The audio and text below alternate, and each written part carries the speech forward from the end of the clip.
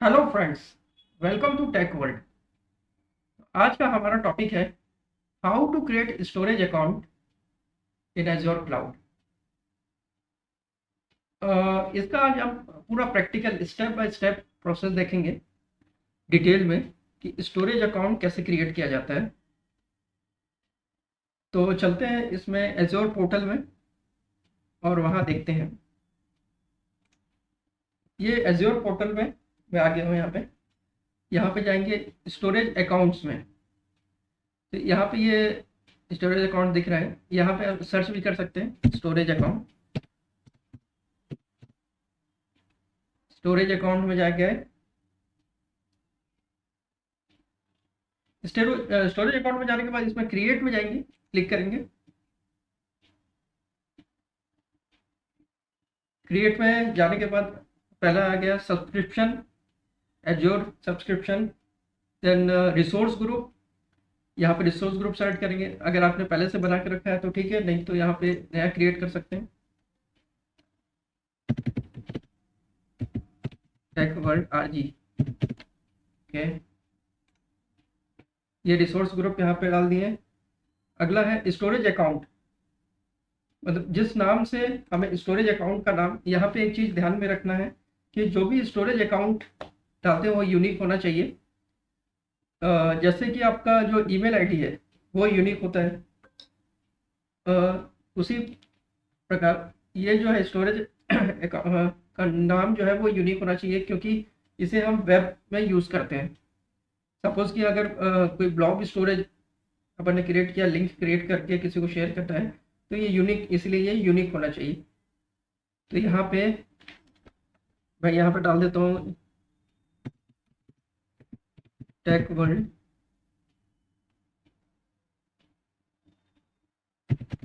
443। ठीक है। फिर अगला है रीज़न। किस रीजन में अपने को बनाना है, कौन सा रीजन लिखना है, ईस्ट यूएस या फिर सेंट्रल इंडिया। तो मैंने यहाँ पे ईस्ट यूएस डाल दिया। ओके। अगला है स्टैंडर्ड और प्रीमियम। तो स्टैंडर्ड और प्रीमियम, जो स्टैंडर्ड जो होता है उसकी कॉस्ट जो होती है कम होती है, प्रीमियम का कॉस्ट ज़्यादा होता है। ये लेटेंसी पर डिपेंड करता है। लेटेंसी मतलब कि कितने ज़्यादा फास्ट एक्सेस हो रहा है। अगर लेटेंसी कम होगी, जितनी लो होगी वो उतना अच्छा एक्सेस होगा। अगर लेटेंसी ज़्यादा होगी तो वो थोड़ा स्लो एक्सेस होगा। तो ये स्टैंडर्ड और प्रीमियम, इसका ये मतलब होता है। इसमें यही डिफरेंस होता है लेटेंसी का। अगला है रेडिडेंसी। रेडिडेंसी में आपको यहाँ पे ऑप्शन मिलते हैं, 4 ऑप्शन। पहला है लोकल रेडिडेंट स्टोरेज, LRS। सो LRS क्या होता है, ये लोकली रेडिडेंट होता है। मीन्स कि इसमें लोकली बोलेंगे तो एक ही डेटा सेंटर में इसमें जो कॉपीज बनती है, और सपोज कि फॉर एग्जांपल रेड रेड भी जैसे रेडंडेंट होता है। कोई एक डिस्क खराब हुई तो उसको हटा के दूसरा डिस्क से रिप्लेस करते हैं। और जो भी जो एक ही डेटा सेंटर के अंदर होता है लोकली रेडेंट होता है। मतलब अगर पूरा लोकल डाउन हो गया तो पूरा डेटा लॉस्ट हो जाएगा। दूसरा होता है ZRS, zone radiant. Zone radiant means कि जो इनकी जो होते डेटा सेंटर है, सपोज कि एक रीजन में 3 जोन होते हैं, तो हर एक जोन में एक कॉपी डेटा की मिलेगी। मीन्स जोन रिटेंट। अगर एक पूरा जोन डेटा सेंटर डाउन भी होता है तो दूसरे जोन से वो डेटा को एक्सेस कर सकते हैं। सो ये थोड़ा कॉस्टली होता है। अगला है GRS, जियो रिडंडेंट स्टोरेज। इसका मीन्स ये होता है कि जो डेटा होता है आपके एक रीजन में भी होता है और दूसरे रीजन में रेप्लिकेट होता है। अगर पूरा का पूरा रीजन अगर डाउन हो जाता है तब भी हमें डेटा अवेलेबल रहता है। क्यों? क्योंकि उसकी एक कॉपी जो रेप्लिकेट होती है कहाँ पे होती है, दूसरे रीजन में। तो इसीलिए इसे बोलते हैं जियो रेडेंट। ये थोड़ा सा और ज़्यादा कॉस्टली होता है। और अगला है जियो जोन रेडेंट स्टोरेज। जियो जोन रेजिडेंस मीन्स कि इसमें जो कॉपी होती है, जो रेप्लिकेट होता है जोन के अंदर भी, जैसे कि एक रीजन में 3 जोन होते हैं एज्योर में, तो तीनों जोन में एक एक कॉपी होगी। और अगले रीजन के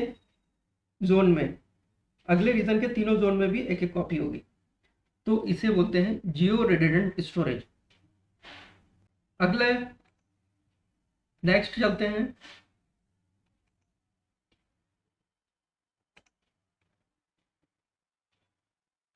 तो यहाँ पे मैं ये लोकल रेजिडेंट ले लेता हूँ। फिर नेक्स्ट में आ गया है एडवांस। एडवांस में ये ऑप्शन है यहाँ पे। फर्स्ट ऑप्शन है required secure transfer for rest API operations. इसका ये मतलब होता है कि जैसे अपन ब्लॉब स्टोरेज कंटेनर को जो एक्सेस करते हैं पोर्ट 80 और 443, दो पोर्ट से एपीआई जो एक्सेस होता है, जो 443 होता है सिक्योर होता है, इंक्रिप्टेड होता है। तो अगर अपन इसमें चेक कर लिए तो जो डेटा जो एक्सेस होगा वो सिक्योरली एक्सेस होगा 443 से।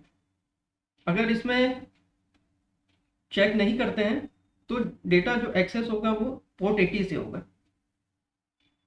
नेक्स्ट है allow enabling anonymous access so individual containers. अगर इसको चेक करते हैं तो पब्लिक एक्सेस जो होता है कंटेनर का वो इनेबल हो जाता है। पब्लिक एक्सेस मीन्स कि कोई भी इसे एक्सेस कर सकता है इंटरनेट में पब्लिकली। इनेबल स्टोरेज अकाउंट की एक्सेस। ये जो की एक्सेस जो हो रहा है इसमें क्या होता है, अगर कोई अपन ने कंटेनर में कोई डेटा सेव किया है और उसका जो लिंक है किसी को शेयर कर रहे हैं, तो उसको शेयर करते हैं तो सपोज कि कोई इंपॉर्टेंट डेटा है वो कोई और भी देख सकता है, तो उसके लिए एक अपन टोकन जनरेट करते हैं। सपोज कि कोई लॉग्स है, रेड हैट का लॉग्स देना है अपन, तो अगर उसको अपन सैस टोकन जनरेट कर दिए, उसके अंदर ये आईपी एड्रेस दे सकते हैं कि इसी आईपी एड्रेस से ही वो एक्सेस होगा और एक पर्टिकुलर इंटरवल के लिए ही वो रहेगा। तो वो एक्सेस करने के लिए अपन एक सैस टोकन जनरेट करते हैं, तो इसीलिए इसे इनेबल कर करते हैं। इनेबल स्टोरेज अकाउंट की एक्सेस इनेबल रखेंगे। टीएलएस वर्जन, जो टीएलएस वर्जन है ये सिक्योर होना चाहिए, तो ये वर्जन अपडेटेड होना चाहिए, अपग्रेडेड होना चाहिए। Microsoft intra authentication azure means कि इसे एडी के साथ भी इंटीग्रेट कर सकते हैं, एक्टिव डायरेक्टरी के साथ। नेक्स्ट चलते हैं। नेक्स्ट है नेटवर्किंग। नेटवर्किंग में फर्स्ट है पब्लिक नेटवर्क एक्सेस। अगर पब्लिक नेटवर्क एक्सेस इनेबल है तो आपको ये पब्लिकली कोई भी एक्सेस कर सकता है इसे। इसमें पब्लिक और प्राइवेट दो एक्सेस होते हैं और ऑथेंटिकेशन होता है। Authentication means user and password डाल के। तो ये पब्लिक तो एक्सेस कर सकता है लेकिन फिर भी इसमें यूजर नेम और पासवर्ड की जरूरत पड़ेगी। अगर डिसेबल कर देते हैं तो इसे पब्लिकली एक्सेस नहीं किया जा सकता।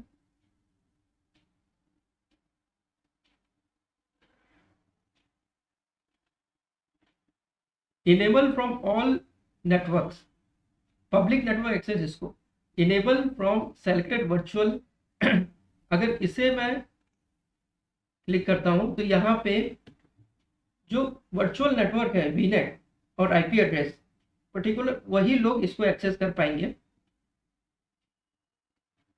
और कोई एक्सेस नहीं कर पाएगा। ये दूसरा ऑप्शन है।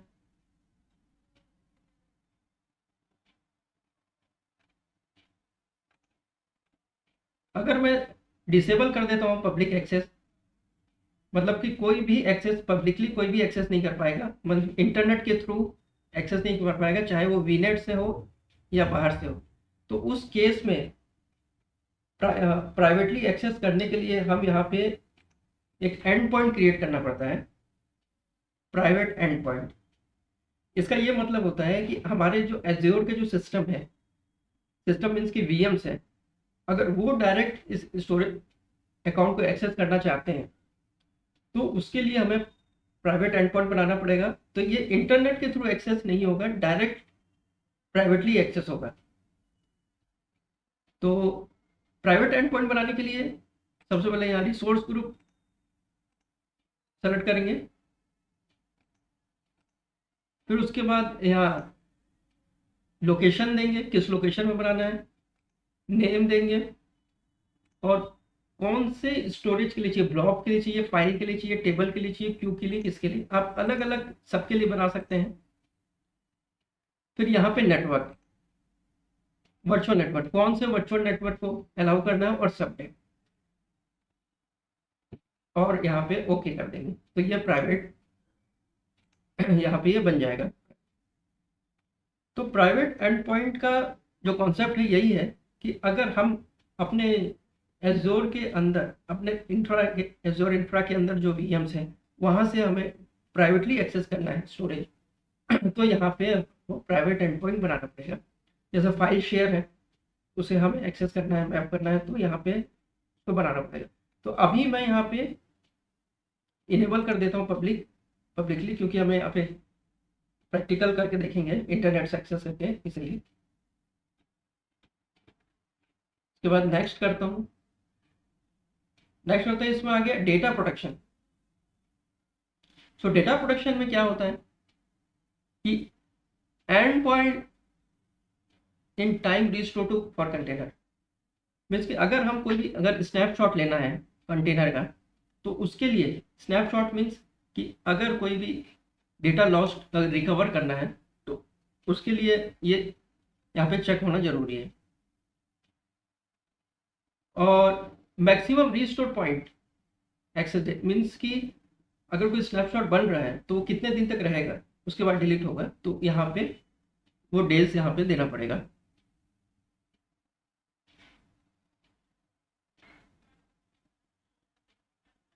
अगला है and enable soft delete for block. Soft delete क्या होता है, सपोज कि अगर कोई भी ब्लॉक में डेटा जो है डिलीट हो गया, तो वो कितने 7 दिन तक वो वहाँ पे रहता है, वहाँ 7 दिन के अंदर हम लोग उसको रिस्टोर कर सकते हैं, रिटेन कर सकते हैं। वैसे enable soft delete for containers, अगर पूरा का पूरा कंटेनर ब्लॉक स्टोरेज के अंदर कंटेनर है वो डिलीट हो गया, तो उससे भी हम 7 दिन तक रिकवर कर सकते हैं, रिटेन कर सकते हैं। तो इसे अगला क्या है, enable soft delete for file share. File share को भी अगर यहाँ पे 7 दिन है तो 7 दिन अगर डिलीट हो गया फाइल शेयर तो 7 दिन तक अपन रिकवर कर सकते हैं।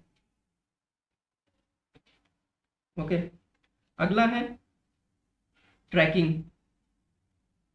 ट्रैकिंग मीन्स होता है वर्जनिंग। अगर इनेबल वर्जनिंग फॉर ब्लॉक, यहाँ पे चेक कर दिया। वर्जनिंग का ये मतलब होता है कि अगर कोई भी फाइल जो अपलोड किए और उसमें कुछ चेंज हो गया, फिर बाद में फिर चेंज करके फिर अपलोड किए, तो उसके जो एक वर्जन क्रिएट हो जाता है, तो उसे बोलते हैं वर्जनिंग। तो इसे यहाँ पे हम लोग इनेबल ब्लॉक में इनेबल कर सकते हैं। नेक्स्ट चलते हैं। नेक्स्ट यहाँ पे आता है इंक्रिप्शन। इंक्रिप्शन दो टाइप का यहाँ पे होता है, एक होता है माइक्रोसॉफ्ट मैनेज्ड की और सेकंड होता है कस्टमर मैनेज्ड की। तो माइक्रोसॉफ्ट मैनेज की मतलब कि अगर माइक्रोसॉफ्ट ने अगर की प्रोवाइड करवाई है, किया है, तो उसे माइक्रोसॉफ्ट मैनेज की से बोला जाता है। तो ठीक है, स्टार्ट। तो इंक्रिप्शन का हो गया। तो यहाँ पे आप देख सकते हैं कि एक यहाँ पे एक एरर आ रहा है। क्या आ रहा है, point in time restore requires versioning block change field and block soft delete. आपका जो ये स्नैपशॉट है तभी इनेबल होगा कि ब्लॉब चेंज फीड और ब्लॉब सॉफ्ट डिलीट ये दोनों इनेबल होने चाहिए। ओके, ब्लॉब सॉफ्ट डिलीट तो इनेबल है और ब्लॉब चेंज फीड ये भी इनेबल है। ठीक है,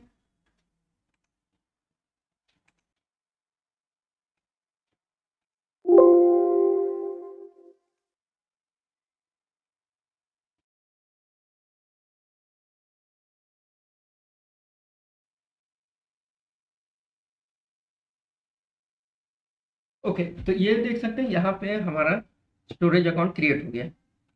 तो गो टू रिसोर्स में जाएंगे।